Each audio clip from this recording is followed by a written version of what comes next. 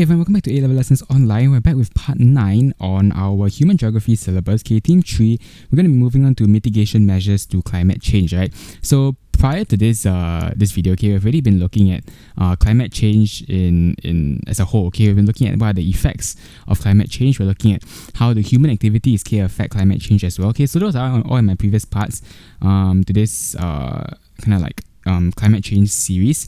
So this part is where we're going to be starting to close it up. Okay, we're going to be looking at what are the strategies that we can implement moving forward to ensure that any sort of effects of climate change are basically either mitigated or adapted. Alright, so in this part 9, I'm going to be looking at the mitigation measures to climate change. In the next part 10, we're going to be looking at the adaptation measures. So there are two different kinds, they work hand in hand, but definitely the more important one to begin with is going to be your mitigation measures. As far as possible, we want to mitigate the effects of climate change so that we don't have to actually adapt to the effects of climate change, right? So if you don't understand what that means, we'll explore it further in these two videos, right? So just stay tuned for the next one to come as well.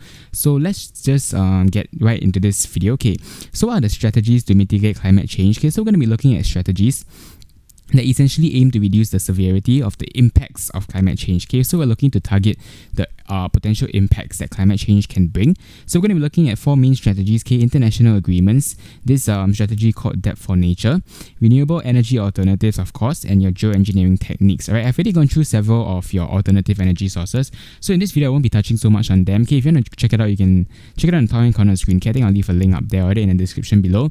On your different alternative energy sources that can help you to actually mitigate climate change. Alright, so firstly we have got international agreements. So international agreements, they work on a global scale, right? They are a very, very crucial factor in this journey, towards mitigating the effects of climate change. Reason being is that when you have got a global effort, or a global movement, right, chances are is that most countries will have to follow it. And they would definitely all work towards the same goal, to ensure that the entire world benefits from each other's strategies towards climate change.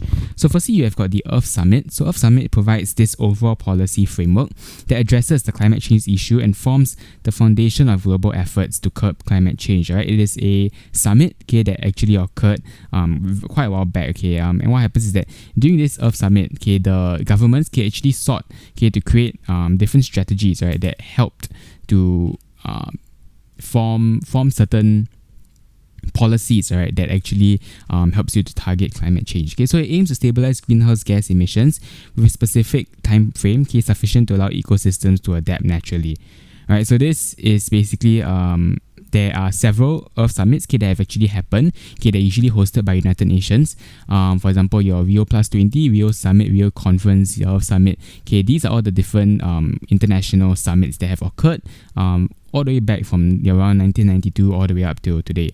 Right, and these definitely help to enforce these goals towards climate change. Next one will be your Kyoto Protocol. So this one involves several mechanisms. So the first mechanism was this thing called joint implementation, whereby basically your wealthier countries can transfer these thing called emission units between them and implement joint initiatives to curb emission. Alright, so essentially this Kyoto Protocol is aims to actually form partnerships amongst the wealthier countries, especially to ensure that they both work towards similar goals in curbing climate change. The other mechanism would be called the Clean Development mechanism. So this one basically allows governments or private entities in rich countries to set up emission reduction projects in your less developed countries, whereby they are awarded credits known as certified emission reductions. So this one actually aims to ensure that the less developed countries which may not have access to technology, which may not have access to certain tools that can help them to prevent climate change, to actually seek help from the wealthier countries, which can actually launch projects in these countries, the less developed countries, to ensure that everyone is on the same page, and we can work towards the same goals. Last one will be carbon trading. So this one refers to your emissions trading. So they are basically tradable carbon credit units. They are called.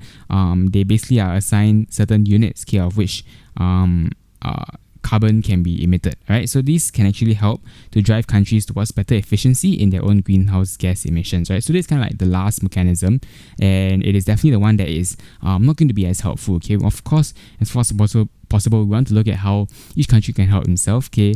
But carbon trading wise, okay, does not actually significantly contribute, okay, to the overall mitigation of climate change, right? So as far as possible, Kyoto Protocol was most effective for clean development mechanism and your joint implementation, okay, forming partnerships amongst countries to work towards climate change.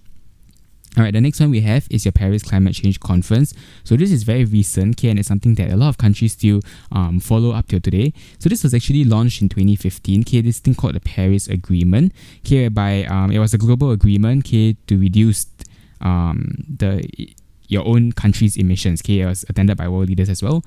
So your expected key result, okay, was to set a goal of limiting global warming to less than 2 degrees Celsius compared to pre-industrial levels, okay. Before pre-industrial levels, which means before the industrial revolution, when your levels of your temperature levels were stable and they weren't peaking. Okay, now with your industrial revolution, here with all the different factories producing different goods, right? Your temperature levels, okay, are definitely peaking and reaching a very, very steep climax. Okay, so the Paris Agreement calls for zero net anthropogenic activities, releasing greenhouse gas emissions by 2030, okay, which means that human activities, okay, whatever comes in that and goes out, okay, there shouldn't be an increase, okay, in the amount of greenhouse gas emissions that are being released.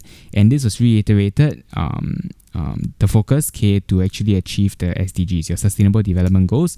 I've gone through it before in my Team 2.1 series. So this part is where this Paris Agreement basically reiterated and reinforced, okay, the need to actually accomplish these SDGs, okay, which is why all the different goals that were set are all aimed towards 2030, right? The next 10 years will be when the greatest effects, okay, or the greatest solutions can actually be implemented to ensure that the effects of climate change are well mitigated. Alright, so this is what the Paris Agreement is. Okay, till today, Singapore still follows very closely. If you guys read your Straits Times articles or any sort of articles out there by any of the news outlets, okay, you realize that a lot of our ministers, okay, like Minister Masagos Zulkifli, right, he always talks about how we are very, very in line with our Paris Agreement, especially our climate action plan. Okay, the next strategy in your mitigation measures would be this thing called debt for nature. So debt for nature is basically an agreement, okay, between a less developed country which is in debt and one or more of its creditors, okay, so the person who the country, okay, who this country in debt owes money to.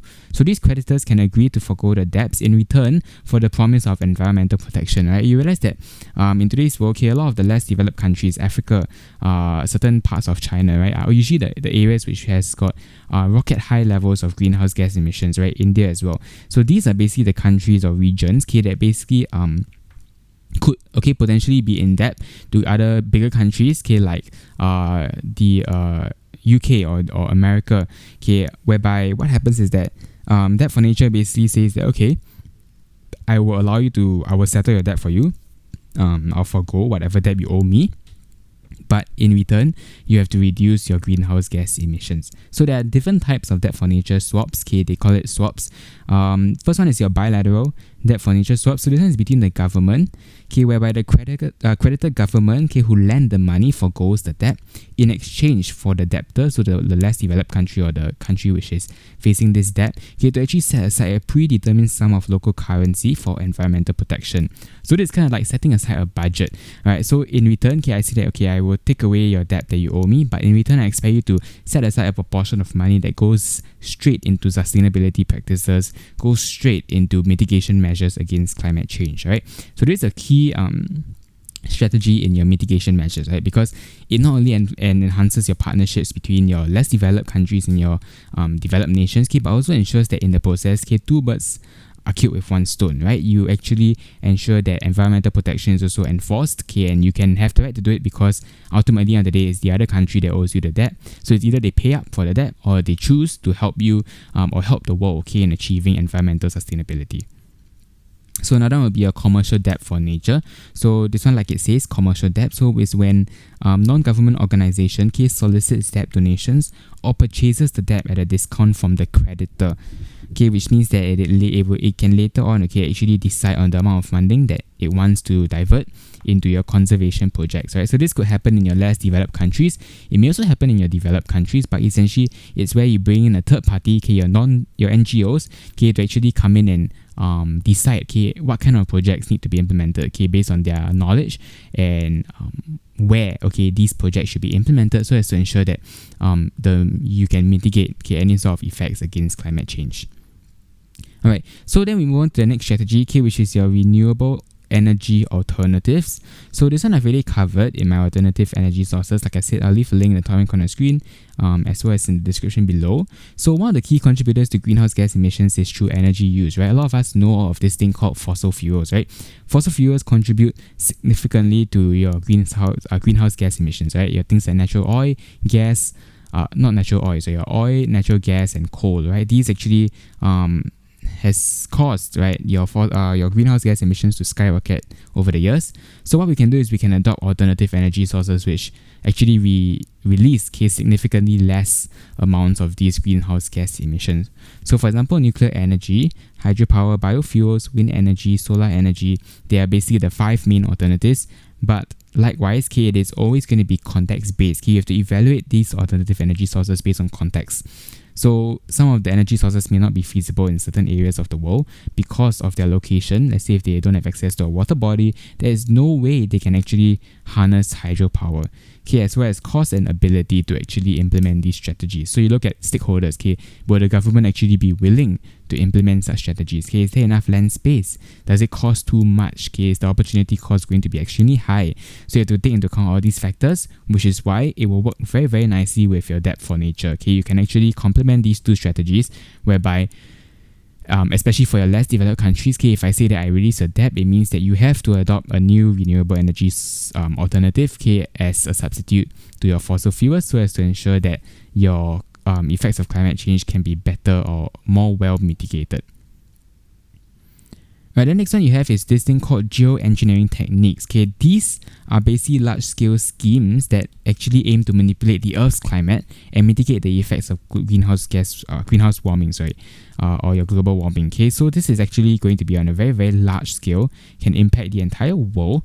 So this one basically introduces large-scale technological fixes on a massive scale that remove carbon dioxide from the air or limiting the amount of sunlight that reaches the planet's surface. So over here we are directly addressing the issue, which is that we are basically messing with nature, right? We basically are trying our best to prevent either sunlight, or either heat from actually entering the Earth's surface, or that to ensure that we can somehow find a way to implement certain types of technology, right, that can successfully remove carbon dioxide from the air.